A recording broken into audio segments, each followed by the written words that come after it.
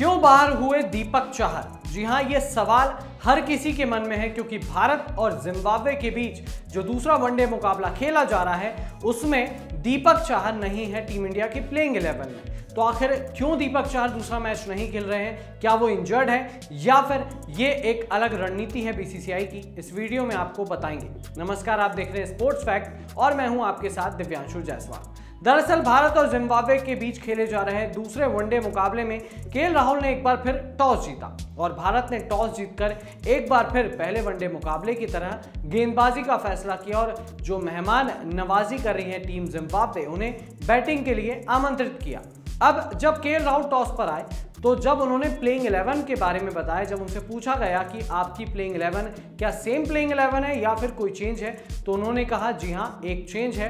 दीपक चाहर इस मैच को मिस करेंगे, यानी कि दीपक चाहर इस मैच में नहीं खेलेंगे और उनकी जगह खेलेंगे शार्दुल ठाकुर। और उसके बाद से लगातार सोशल मीडिया पर यही खबरें जो है वो शुरू हो गई कि आखिर दीपक चाहर को दूसरे वनडे मुकाबले से क्यों बाहर रखा गया है। क्या दीपक चाहर फिट नहीं है? क्या उन्हें कोई इंजरी हो गई है? क्या उनकी इंजरी जो है वो वापस आ गई है या फिर ये रोटेशन पॉलिसी के तहत है? क्योंकि हमने देखा है बीसीसीआई अक्सर अपने फैसलों से हर किसी को सरप्राइज करता है, चाहे वो बात करे ओपनिंग की, चाहे बात करें कप्तानी की, चाहे बात करें मिडिल ऑर्डर की। हर किसी डिपार्टमेंट में पिछले कुछ समय से हम देखते आ रहे हैं कि चेंजेस जो है, रोटेशन जो है वो होते जा रहे हैं। कभी इसे वर्कलोड मैनेजमेंट का नाम दिया जाता है, कभी इसे इंजरी का नाम दिया जाता है और दीपक चाहर के ना खेलने पर एक बार फिर से बीसीसीआई जो है सवालों के कटघरे में जो है आ गया है।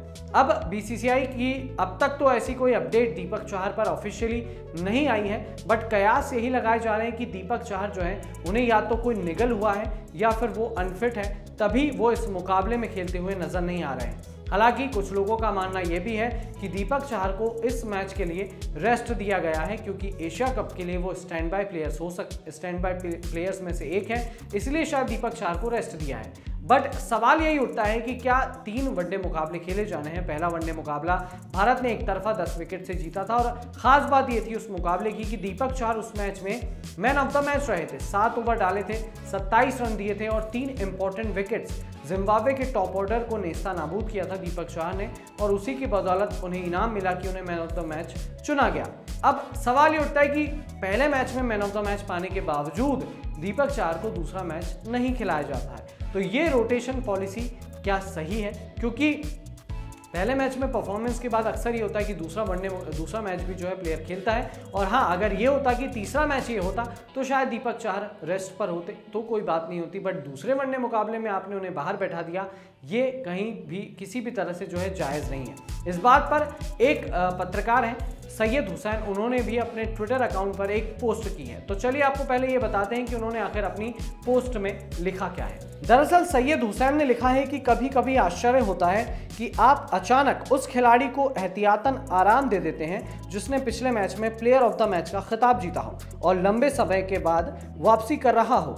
अगर वर्कलोड के हिसाब से आराम ही देना था तो तीसरे वनडे में दिया जा सकता था। ये किया है सैयद हुसैन ने ट्वीट और उनके मुताबिक दीपक चाहर को आराम दिया गया है। उन्होंने एक तंज कसा है बीसीसीआई पर कि अगर ये वर्कलोड मैनेजमेंट है तो क्या तीसरे वनडे मुकाबले में रेस्ट दिया जा सकता था, दूसरे मैच में क्यों रेस्ट दिया गया, और अगर रेस्ट नहीं है तो इंजरी की अपडेट अब तक बीसीसीआई ने नहीं जाहिर की।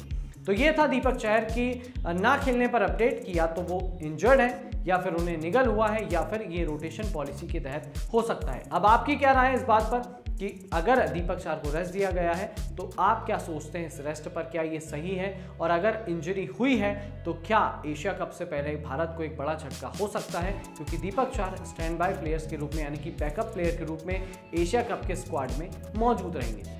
और साथ ही साथ अगर ये वीडियो आपको पसंद आया हो तो लाइक ज़रूर कीजिएगा और स्पोर्ट्स फैक्ट चैनल को सब्सक्राइब करना मत भूलिएगा।